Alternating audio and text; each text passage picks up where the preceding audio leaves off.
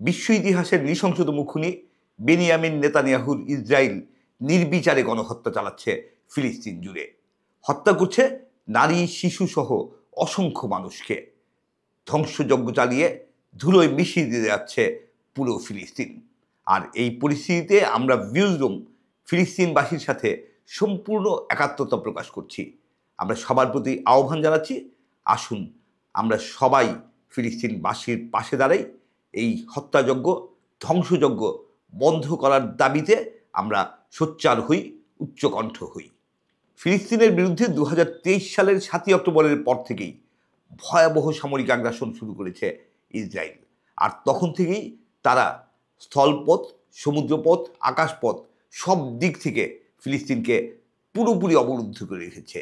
আর সেই অবরুদ্ধ ফিলিস্তিনে বোমা হামলা চালিয়ে, মিসাইল হামলা চালিয়ে তারা নির্বিচারে মানুষ হত্যা করেছে। 7ই অক্টোবর থেকে পরবর্তী 15 মাসে তারা হত্যা করেছে 47,000-এর বেশি ফিলিস্তিনি নাগরিককে, যাদের প্রায় 70% অর্থাৎ প্রায় 33,000ই হলো নারী এবং শিশু। এই সময়ে ইসরায়েলি হামলায় আহত হয়েছে 1,11,000-এর বেশি ফিলিস্তিনি নাগরিক।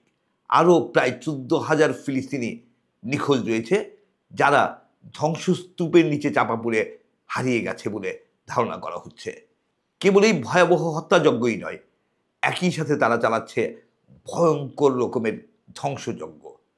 ফিলিস্তিনের 70%-এর বেশি স্থাপনা তারা এই সময়ে হয় ধ্বংস করেছে অথবা ক্ষতিগ্রস্ত করেছে ব্যাপক হামলা চালিয়ে। এরপরও সারা পৃথিবী কি করে নীরব থাকে, কি করে নীরব থাকে বাংলাদেশ সহ বিশ্বের প্রতিটি নাগরিক? আমরা সবার প্রতি এই বর্বরতার বিরুদ্ধে প্রতিবাদে সোচ্চার হওয়ার আহ্বান জানাই। ভয়াবহ এই গণহত্যার ধ্বংসযজ্ঞের মুখে আন্তর্জাতিক অপরাধ আদালত 2024 সালের 21শে নভেম্বর ইসরায়েলি প্রধানমন্ত্রী বেনিয়ামিন নেতানিয়াহুর বিরুদ্ধে গ্রেফতারি পরোয়ানা জারি করে। কিন্তু এর বিন্দুমাত্র তোয়াক্কা না করে নেতানিয়াহু মেতে ওঠে খুনের নেশায়, মেতে ওঠে ধ্বংসের নেশায়।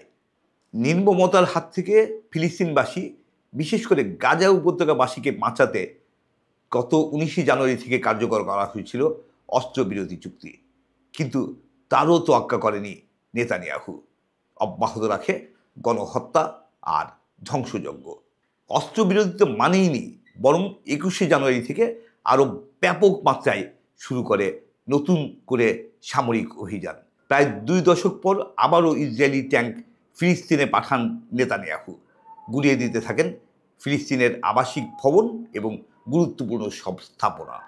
আর তাতে এ যাবৎ 40,000-এর বেশি ফিলিস্তিনি নাগরিককে জোরপূর্বক বাস্তুচ্যুত করা হয়েছে। তাদের বাড়িঘর ছেড়ে নিরাপদ জায়গায় সরে যেতে বাধ্য করা হয়েছে। 1967 সালের পর এবারই ঘটল সবচেয়ে ভয়াবহ জোরপূর্বক বাস্তুচ্যুতির পরিস্থিতি। আর এই পরিস্থিতি এখনও অব্যাহত রয়েছে, কোনো রকম সমাধানের দিকে যাচ্ছে না। অনেকেই আশা করেছিলেন যুক্তরাষ্ট্রের প্রেসিডেন্ট হিসেবে ডোনাল্ড ট্রাম্প দায়িত্ব নেওয়ার পর হয়তো এই পরিস্থিতির অবসান ঘটবে, মধ্যপ্রাচ্যে বিশেষ করে ফিলিস্তিনে শান্তি ফিরিয়ে আনার জন্য তিনি উদ্যোগী হবেন। কিন্তু বাস্তবে সেটা তো ঘটেনি, বরং ট্রাম্প ঘোষণা করেছেন যে ফিলিস্তিনি নাগরিকদেরকে ফিলিস্তিন থেকে সরিয়ে অন্যান্য আরব দেশে স্থানান্তর করা হবে, আর এই ফিলিস্তিন উপত্যকার নিয়ন্ত্রণ নেবে যুক্তরাষ্ট্র।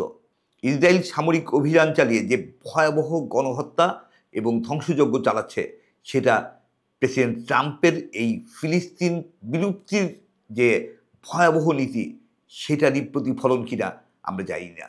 কিন্তু আমরা মনে করি যে যা কিছুই হোক না কেন, ফিলিস্তিনকে টিকিয়ে রাখতে হবে, ফিলিস্তিনবাসীর পাশে দাঁড়াতে হবে, ফিলিস্তিনকে স্বাধীন সার্বভৌম রাষ্ট্র হিসেবে ফিলিস্তিনের ভূখণ্ডেই প্রতিষ্ঠা করতে হবে।